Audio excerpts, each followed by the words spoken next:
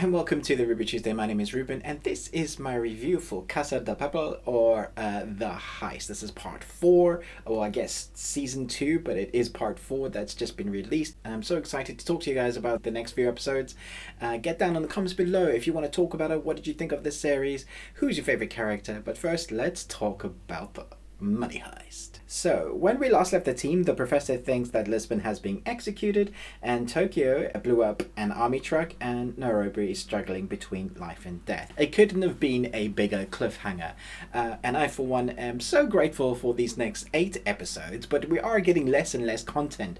Part 1 had 13, part 2, 10, part 3, 8, and this part 4 is 8 again. First and foremost, right at the beginning, to let you know, there is also a massive cliffhanger. They don't finish the story, so if you're hoping that they're going to finally finish this next heist, doesn't happen. You're going to have to wait probably another 8 months, a year, before we get to see the culmination of the story. So that was a little bit disappointing to me. That's not to say that this series isn't as great as it has been. I think it might be my favorite part, just because we've had the characters being built up so much. It's one of those series that I waited on, and then I recently started catching up, and I eventually got ready for this new part, and I'm so glad I did, because I heard people talking about it, but I feel like many more people need to be talking about this series. It's one of my favorite, it's probably in my top 5 favorite series original content on Netflix, especially the non-English side. I do watch it in the original language. I've tried watching in the dubbing, and I don't think that's great, so I always stick to the original language. I love this new parts. It's as intense as the previous parts, I think. The culmination of the event of how the professor's plan is going to be put into action is always the most fun part to me. I love the Ocean's 11 stylistic choices that they do. So these 8 episodes is basically it starts off as a rescue, and then it's how they're going to do this heist in the bank, and it's probably more complicated than the ones they've had before, and of course things go wrong, because otherwise it would be a very short new story. In part 3 we saw the team being brought together again, and it was kind of hard seeing them go into something that they've kind of just recovered from, but because they needed to rescue their friend, Tokyo said, okay, let's go and do this, and unwillingly, kind of willingly, they do that. One of the most annoying characters in this season, or part 4, is, I don't want to do spoilers, but there's this character that is one of those guys that just wants to see the world burn for the most of the episodes, until you understand why he is the way he is.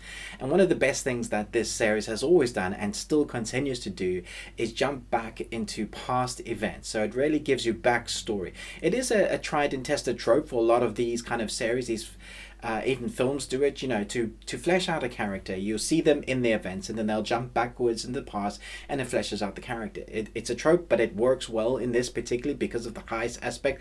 So it's non-stop, intense, very well done, but you kind of don't understand the motivation for some of the characters until you see that backstory and they really begin fleshing it out. And I think that really works well.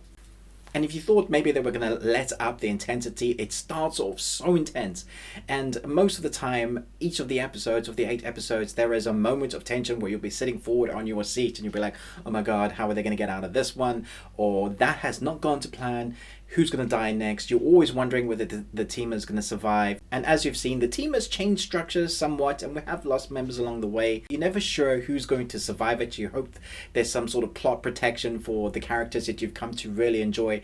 I was surprised at how emotionally I was engaged, and especially with these guys. There were a couple of moments where I was pretty much teared up at the moments, the emotional things that we're portraying on screen, because what they were going through is really intense, but it then jumps back to a different moment that's happening with these characters, and you're like, oh, that takes me out a bit of it. But then they jump back to it and you're like, okay, come on guys, give me a break, I can't handle this. Between the intensity and the emotion that they drive in, it's one of the most riveting series that you're likely to see on TV. It's also just a lot of fun. So although you have that tension, the camaraderie between the members is really believable. So I think that makes it really relatable to the characters. You like them, you want them to win. And so when stuff goes wrong for them, you're rooting for them. You're like, no, don't do that, don't make that decision. And when stuff does go wrong, you wish you could help them in some way. I love trying to figure out the professor's plan as well. I think that's one of my most favorite parts of this, actually, is trying to figure out where he's gone with the plan, or what's the next move he's going to do. I don't always get it right. Some of them I do, I'm like, woohoo, I'm smart. And then I'm like, oh, I didn't see that coming. There are some really cool techniques used in this series as well, so they don't just phone it in and they just go, we're the standard heist series. There's nothing standard about this series. There's some really interesting cinematography and camera techniques that they use. They move the camera in certain ways that are, you know, they could have just gone for the easy route, but they really kind of mix it up, turn around, do it on the head. You know, they're seems like they're trying to be really creative with the story structures as well. So you have the kind of tropes that you get with this series, but at the same time they're really going for that creativeness. So you've got great characters that have been fleshed out because of previous storylines, and you're now with them on this adventure. You don't know who's going to survive. It gets more intense, but it leaves you on a massive cliffhanger again. So you kind of wonder what the hell they're going to do now. There's a moment in the episode 8 where you're kind of cheering for them, and then you're like, no, this is the end. That's my only drawback about this series. Why isn't there more episodes? Surely we should get more. I do feel like 8 is quite a good number though, because it seems like it's more contained, it's more fast paced, there's less padding, so they get as much as they can in there.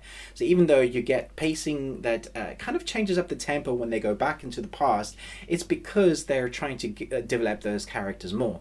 It does kind of hinder the pacing a little bit, but I think sometimes you need to break that up a bit because you can't handle that amount of intensity for a prolonged time. I was just looking at my notes here, and one of them is me, because there are times when I was like, holy crap, I didn't see that coming. The stakes are just so much higher, and sometimes you just don't want to look at the screen because you don't want your friends, almost, you know, these characters that you've gone on an adventure with, you don't want them to go through what they're about to go through. And that speaks to the writing. I think the writing is quite clever. It's also quite funny at times. So when you have that intensity, I often speak about bringing a moment of comedy to add levity to the situation because you need your audience to take a moment and breathe. And they do this quite well. It does have a few moments. I particularly laughed at a Harry Potter line, which I thought was great.